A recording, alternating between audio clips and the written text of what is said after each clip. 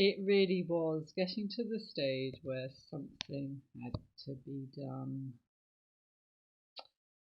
The king was displeased with the Sheriff of Nottingham.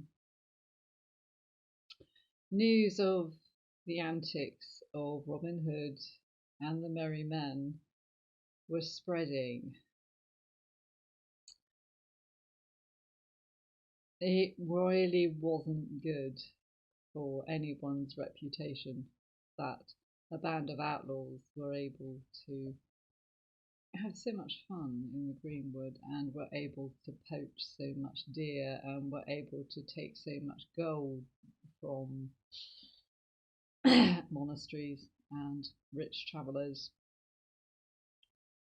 It was time to do something. The plan that the sheriff put into action, I like to think that someone else came up with this idea, possibly his wife, because the sheriff is married, although his wife doesn't really feature very much in the stories except Robin Hood and the Potter. But the idea was put into action. They needed to find a way of luring Robin into Nottingham so he could be captured. A competition. What man of red-blooded Saxon lineage could resist the opportunity to prove that he was a great archer? Well, Robin certainly couldn't. So when notices were displayed saying that a silver arrow would be awarded to whoever it was who won the archery competition, Robin announced that of course he would enter. And Marian, as a good wife, begged him not to. But Robin knew that this was a trap. So when the day dawned for the archery competition to take place in Nottingham, it wasn't Robin dressed in his usual Lincoln green. Lincoln green apparently is made by dyeing with woad and weld. I'm pleased to know.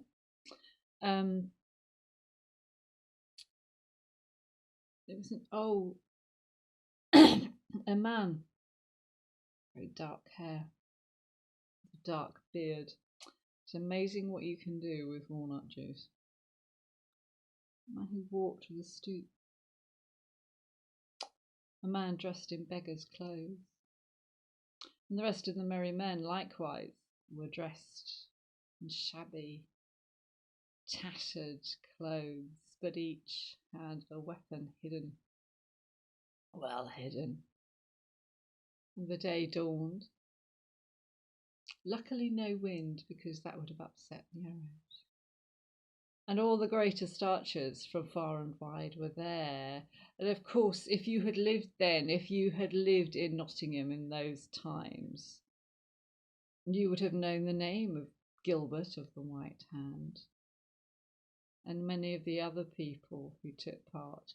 And perhaps there were some of the other merry men. But of course, with each round, those who were not shooting particularly well would drop out.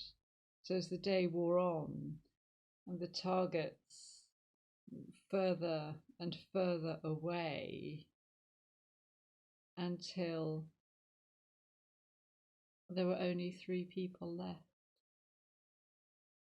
Robin, of course, in his tatty beggar's clothes, his skin dark, his hair dyed. Gilbert of the White Hand, the famous and accomplished archer, and one other whose name I do not know. And the 2 other men shot first, over a great distance by now. Robin took his arrow knocked it to his bow, loosed, and split Gilbert's arrow right down the middle. And so it was that the sheriff's wife presented a silver arrow to a man dressed pretty much as a beggar in tatty clothes, in case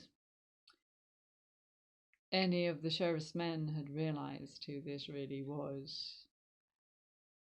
The merry men quietly, discreetly perhaps might be the best word, accompanied Robin back to the greenwood. And of course that night they had much ale and much good venison. They enjoyed a good party, that's why they were the merry men. And they stayed in their disguised clothes. I like to think that Marian greeted Robin with a great hug and wasn't too cross with him for not taking her advice. But Robin and Little John sat together, and they came to the same conclusion. The sheriff didn't know that it was Robin who had won the competition and gained the silver arrow.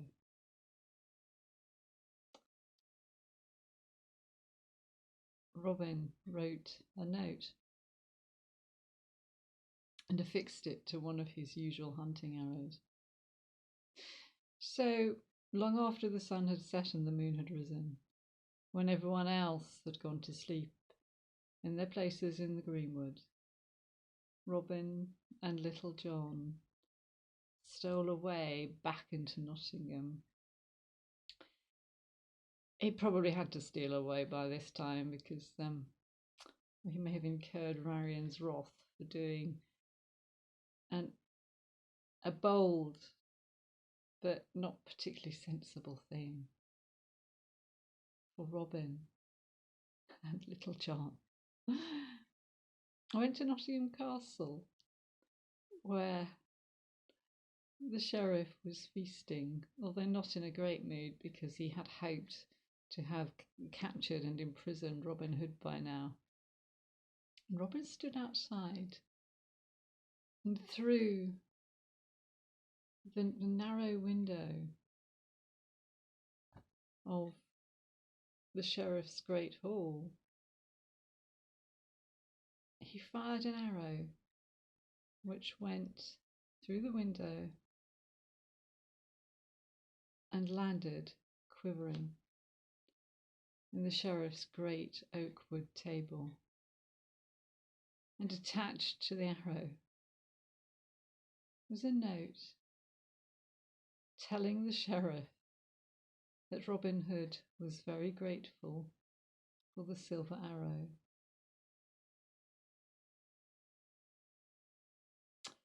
Can never resist a competition, that's the thing. Robin really is 100% male character, isn't he? But always very kind to women. There are more Robin Hood stories coming up. Please do subscribe to my channel. And I do hope to see you again soon, because the old stories are really quite wonderful. And that is one of the old stories that does make it through into modern kind of, TV versions. And there aren't many of the stories that do. But there you are. Some people tell that as it's a golden arrow. I prefer silver because that silver links to the moon and goddess energy. Lovely. See you again soon, and please do check out the other videos.